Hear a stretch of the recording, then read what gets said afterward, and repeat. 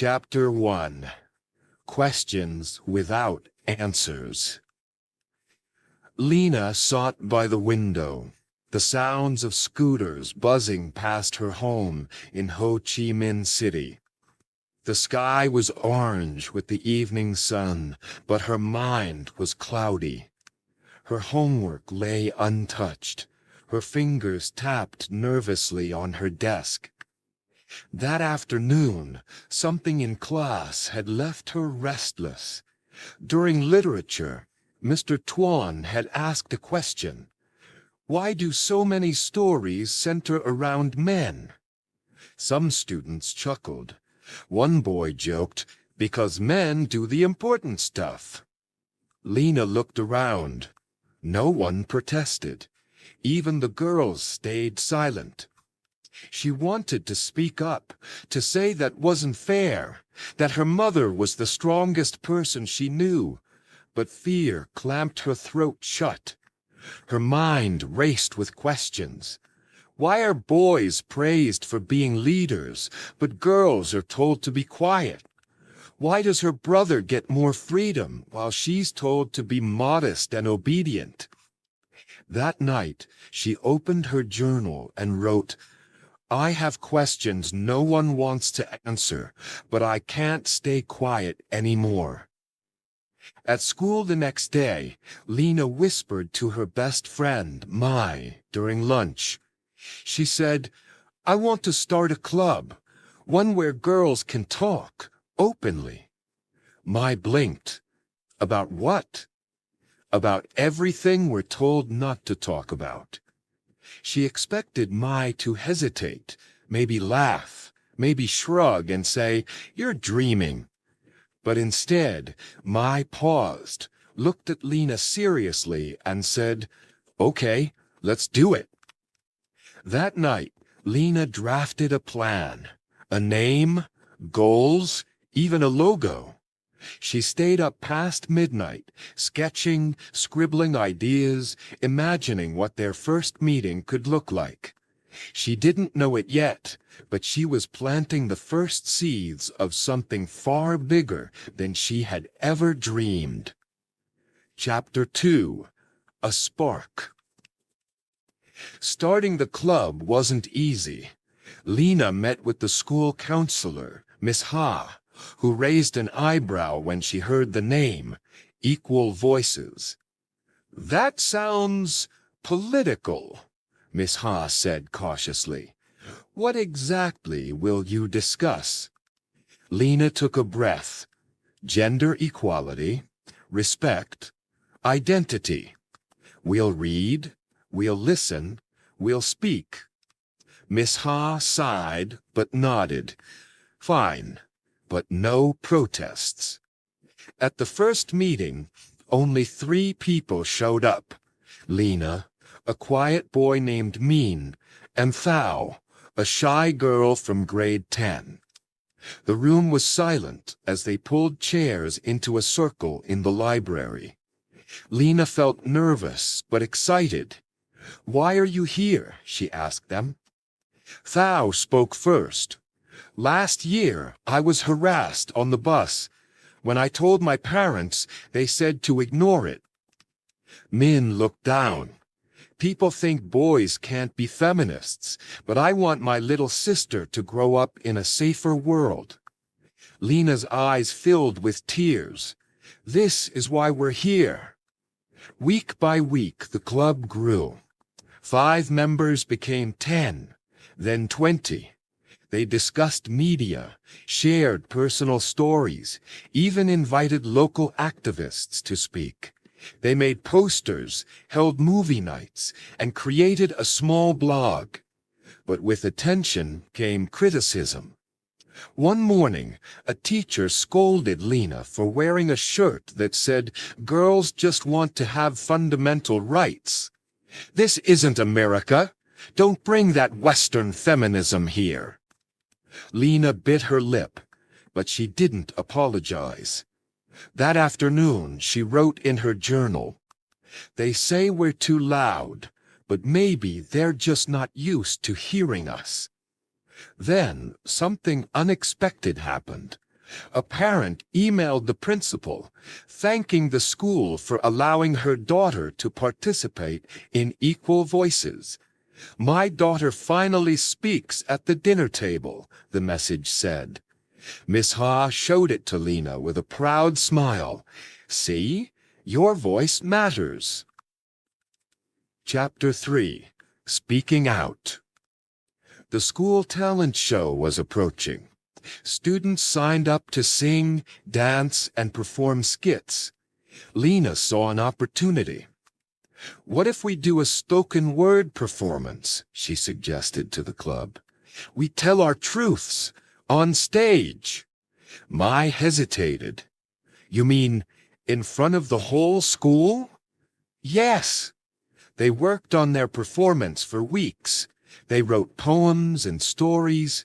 Min wrote about being called weak for showing emotion. Thao wrote about her fear of walking alone at night.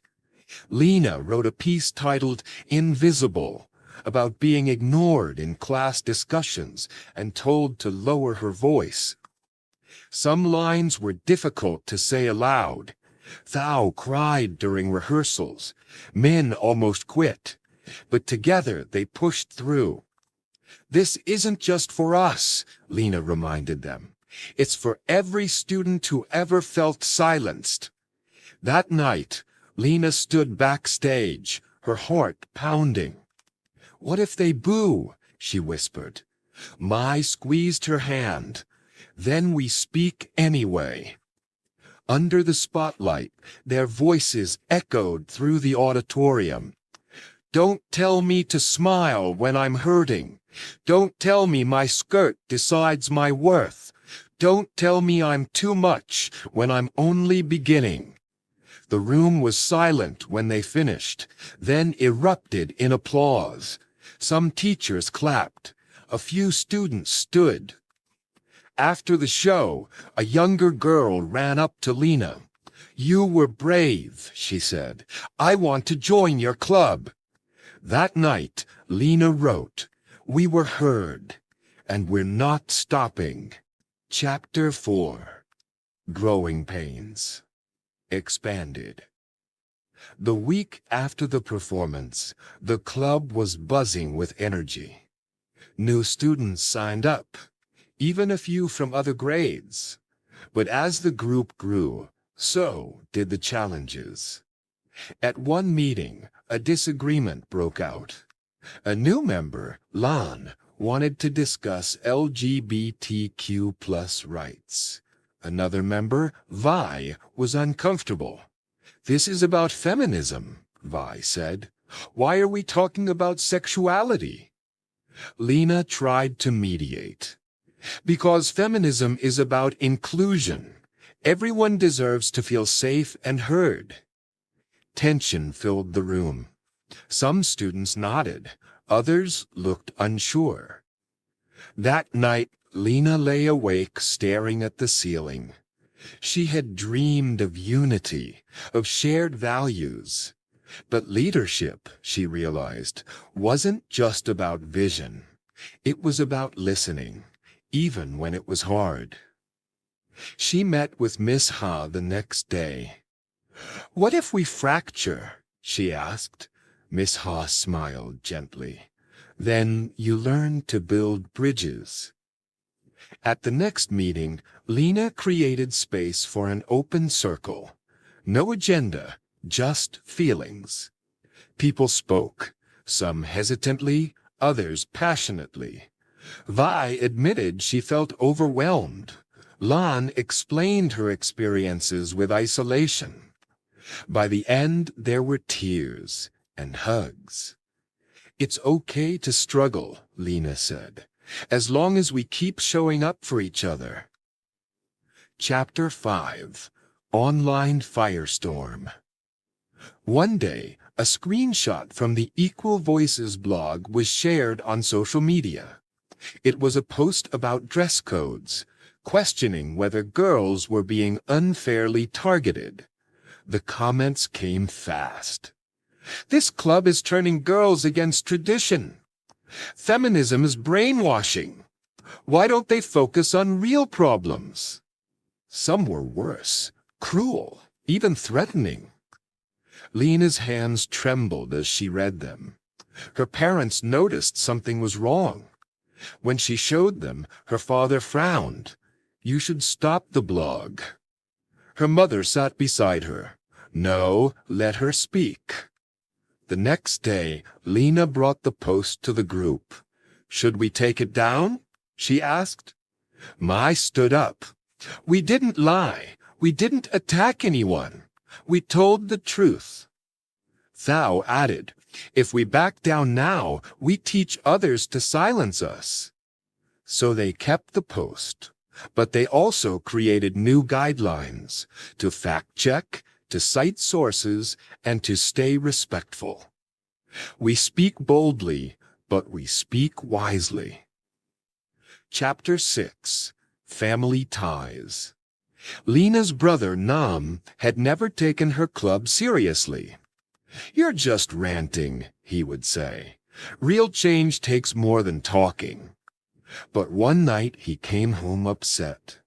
His friend had made a sexist joke at a party, and when Nam called him out, others laughed at him. "It's like I was the weak one," Nam muttered. Lina looked at him quietly. "Now you know how it feels." They didn't talk much after that, but something shifted. Nam stopped mocking her meetings. He even asked once, "Can boys join?" "Of course," Lina said. "Feminism isn't about girls against boys. It's about all of us rising together." Her parents also began asking more questions. Her father watched a documentary she recommended. Her mother started challenging gender roles at family gatherings. One dinner, an uncle joked that Lina should learn to cook for her future husband. Her mother replied, "Maybe her husband should learn to cook for her." Lina couldn't help but smile. Chapter 7. March for Change. News spread of a women's rights march being planned in Hanoi. Lina was tempted to go, but it was hours away, and her parents were hesitant. "It could be dangerous," her mother said. "You're only 16.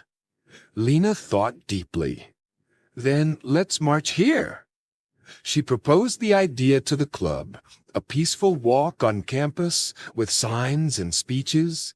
Miss Ha hesitated. "We'll need permission and rules." They spent 2 weeks planning.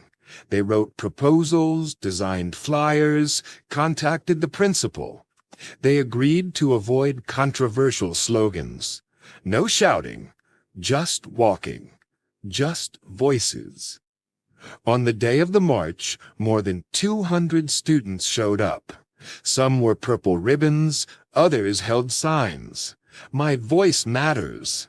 Equality is not a threat. Empower, don't silence."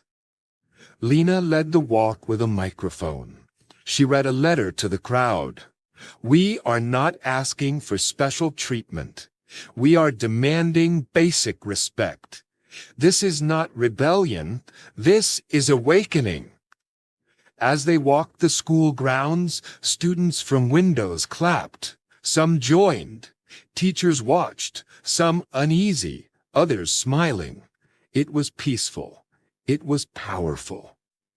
That night, Lina got a message from a girl she didn't know. "I didn't think I had courage. Today, I found a little." Chapter 8. A New Direction. Months passed. The club was now one of the largest in the school. But Lina felt tired. Meetings were more about logistics than passion.